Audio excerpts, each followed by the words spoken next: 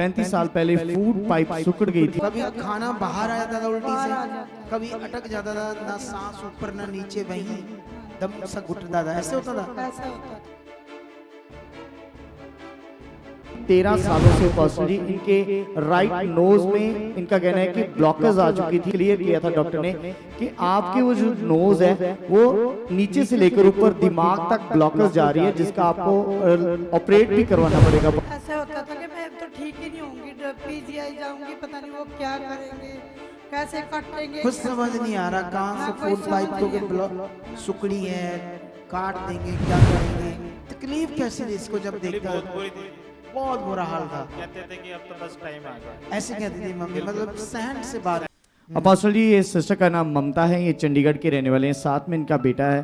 और अपोस्टल जी, इनका कहना है कि 35 साल से ये सिस्टर को 35 साल पहले फूड पाइप सिकुड़ गई थी, जिसकी वजह से अपोस्टल जी ये बहुत परेशान थे। क्योंकि इस प्रॉब्लम के कारण अपोस्टल जी जब भी ये खाना खाती थी तो इनका कहना है कि इतनी ज़्यादा दिक्कत का सामना करना पड़ता था, क्योंकि खाना अपोस्टल जी इनकी फूड पाइप में अटक जाता था और सांस लेने में दिक्कत, उसी समय बात करने में दिक्कत, इतनी ज़्यादा प्रॉब्लम में थी ये सिस्टर। हर समय घबराहट रहती थी अपोस्टल जी। और अपोस्टल जी ये 35 साल पहले इनका कहना है कि ट्रीटमेंट करवा रहे थे, लेकिन कोई भी इनको आराम नहीं मिल रहा था। और अपोस्टल जी साथ में 13 सालों से अपोस्टल जी इनके राइट नोज में इनका कहना है कि ब्लॉकेज आ चुकी थी, और डॉक्टर के अकॉर्डिंग उसको भी क्लियर किया था डॉक्टर ने कि आपके वो जो नोज है वो नीचे से लेकर ऊपर दिमाग तक ब्लॉकेज जा रही है, जिसका आपको ऑपरेट भी करवाना पड़ेगा अपोस्टल जी। तो इनका कहना है कि इन्होंने ऑपरेट तो नहीं करवाया, लेकिन लगातार मेडिसिन खा रहे थे उसकी, और लगातार नेज़ल ड्रॉप यूज़ करते थे अपोस्टल जी। एक दिन में 2-3 बार नेज़ल ड्रॉप यूज़ करते थे, सोते समय नेज़ल ड्रॉप यूज़ करते थे, जिसकी वजह से इनको थोड़ी सांस खुल के आती थी, लेकिन उसके बाद फिर से वो ब्लॉकेज हो जाती थी। इतनी ज़्यादा ये दिक्कत का सामना कर रहे थे अपोस्टल जी। इनका कहना है कि इन प्रॉब्लम्स के कारण अपोस्टल जी ये अलग अलग डॉक्टर्स के पास गए। जब एक जगह पे गए, बात करो उससे, जब आपकी जेम्स जब आपकी फूड पाइप सिकुड़ गई, हाँ जी। डॉक्टरों ने कहा आप जब खाना खाते तो अटक जाता था। गले में चुभता था, अटक जाता था, उल्टी भी आती थी। नहीं, जब अटकता था ना ऊपर ना नीचे, जी, कैसे फील होता था? ऐसे होता था कि मैं तो ठीक ही नहीं होंगी, पीजीआई जाऊंगी, पता नहीं वो क्या करेंगे, कैसे काटेंगे। कुछ समझ नहीं आ रहा कहाँ ना से कोई फूड पाइप समझ को नहीं के आ- ब्लॉक ना। सुकड़ी है, काट देंगे, क्या करेंगे। इतना तकलीफ में थी, इतनी तकलीफ में थी, बहुत कभी ज्यादा खाना बाहर आ जाता था उल्टी बाहर आ से, जाता था। कभी अटक जाता था, ना सांस ऊपर ना नीचे, वहीं हाँ, दम सा घुटता था, ऐसे होता था। ऐसा होता था जी। अच्छा, फिर तो दूसरा नाक में भी वो ब्लॉकेज हो गई थी, नाड़ी, नाक में भी ब्लॉकेज हो गई थी। वो जो डालते थे दवाई, उससे नाक में हाँ जी, हाँ जी। कुछ राहत मिलती थी, नहीं, डालती थोड़ी देर के लिए राहत मिलती थी, लेकिन फिर ऐसे ही चल रहा था। फिर ऐसे ही चल जाता। अच्छा, फिर और अपोस्टल जी इसी वजह से ये बहुत परेशान थे। और साथ में अपोस्टल जी इनका कहना है कि 15 सालों से इनको टाइफाइड बुखार की प्रॉब्लम थी अपोस्टल जी। हर साल लगातार इनको ड्रिप्स लगती थी, लगातार ट्रीटमेंट करवा रहे थे। इनका कहना है कि इनके बेटे ने बताया एक हफ्ते में टाइफाइड के कारण 21 इंजेक्शन लगते थे अपोस्टल जी। टाइफाइड होने से एक हफ्ते में 21 इंजेक्शन लगा दिए, इसको रिलीफ मिले, जी। फिर भी रिलीफ नहीं मिलता था। नहीं जी। अच्छा, फिर और अपोस्टल जी ऐसे करके ये लगातार इनके जीवन में बीमारियां बढ़ती जा रही थी। एक का इलाज करवा रहे थे, दूसरी फिर से स्टार्ट हो जाती थी, दूसरी का इलाज करवा रहे थे, तीसरी स्टार्ट हो जाती थी। तुम्हारे वो जितने डॉक्टरों ने एक्सरे किए फूड पाइप के, नाक के, वो सारे एक्सरे हुए थे ना माँ? हुए थे, टेस्ट हुए थे, पर अब हमारे पास है नहीं। जब आप प्रभु में आए आपने फेंक दिए?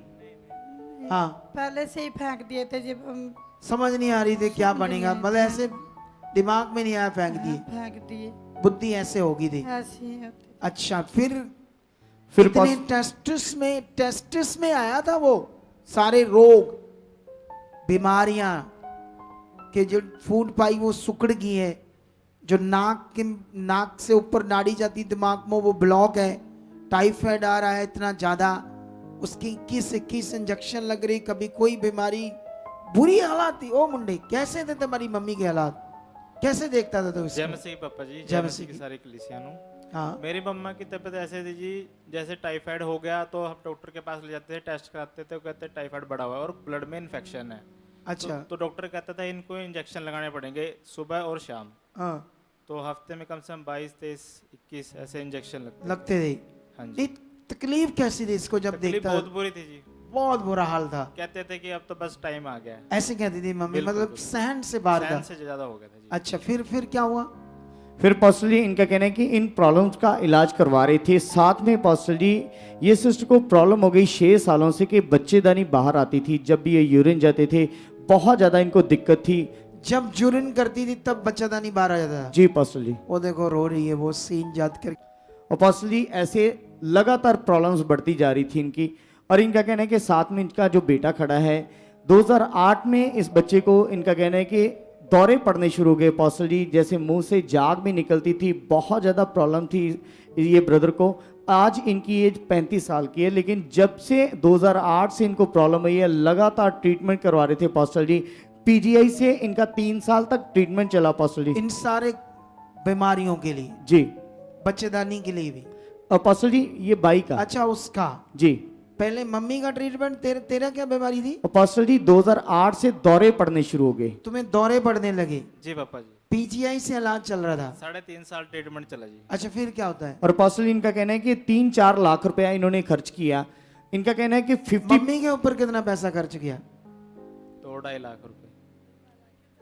35 सालों में सिर्फ 2-2.5 लाख? ना बहुत ज्यादा हुए जी, बहुत ज्यादा पैसे। इसको नहीं पता होगा इसको इसकी पता उम्र नहीं, कितनी है? छोटा था, इतना छोटा था ना ये, छोटा तब छोटा था। इसको 35 पता नहीं है। लाखों रुपए तेरे ऊपर भी लग गए, और 4 लाख तेरे ऊपर भी लग गया पीजीआई से इलाज कराने में।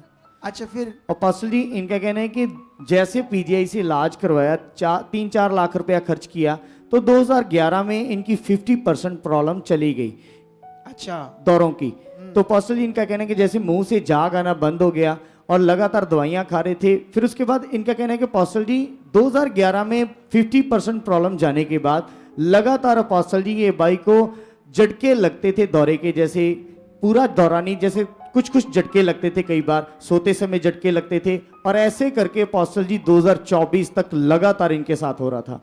और अपोस्टल जी साथ में ये अपनी मदर की प्रॉब्लम को लेकर बहुत परेशान थे, बहुत सारा इलाज करवाया। ऐसा लगता था कि शायद इनको लगता था शायद मैं नहीं बचूंगी, क्योंकि लगातार सालों साल ये इलाज करवा रहे थे लेकिन कोई भी आराम नहीं मिल रहा था अपोस्टल जी।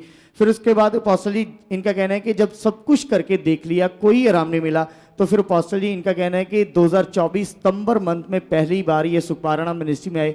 और अपोस्टल जी इनका कहना है कि जैसे ये बाई ने अपने लिए प्रार्थना करवाई, सबसे पहले ये बाई के दौरों की प्रॉब्लम खत्म हो गई, जो छोटे छोटे झटके लगते थे वो भी प्रॉब्लम खत्म हो गई।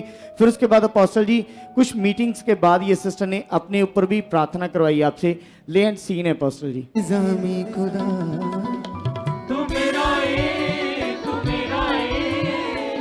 का कहना है कि जैसे आपके द्वारा ये सिस्टर के ऊपर प्रार्थना हुई, 35 साल से जो लगातार बीमारियां इनके जीवन में बढ़ती जा रही थी, जैसे प्रार्थना हुई अपोस्टल जी बिल्कुल उसी दिन से फ्री हैं। जो 15 साल से सोच लो, क्योंकि ये बीमारियां शैतान की थी, दुष्ट शैतान अंदर काम कर रहा था। तो जब शैतान काम करेगा तो दुष्ट आत्मा, तो फिर बंदा ठीक नहीं होता, दवाइयों से भी नहीं ठीक होता।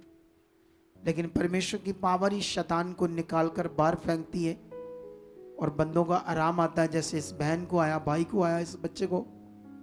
तो ये बड़ा काम है, बड़ी हीलिंग है, ये परमेश्वर की बड़ी हीलिंग, बड़ी राहत है जो इस परिवार को मिली है। तारीफ करो जोर से, जोर से तारीफ करो इस बड़े कामों के लिए। तारीफ करो जोर से, ऊंचा ऊंचा ऊंचा ऊंचा हालेलुया सब लोग। अगर आप भी चाहते हो ऐसे कामों को अपने जीवन में, तो आप भी यहाँ आ सकते हो सुखपाल राणा मिनिस्ट्री में, ताकि आप भी अपनी आशीष छुटकारा पा सको, चंगाई पा सको। हमारे चर्च का पता है GT road Manawala, Delhi public school, new bypass, Taran Taran road, Rajyawal चौक। आप अगर दूर से आ रहे हो या किसी दूसरी स्टेट से आ रहे हो, तो आपको 2 या 3 दिन तक यहाँ चर्च में रुकना होगा, ताकि हम आपको वो बातें बता सकें जिससे आपका निश्चय छुटकारा होगा। ये हमारे हेल्पलाइन नंबर्स हैं। आप इन नंबर्स पर कांटेक्ट करके यहाँ चर्च में आ सकते हो, प्रार्थना करवा सकते हो। God bless you all.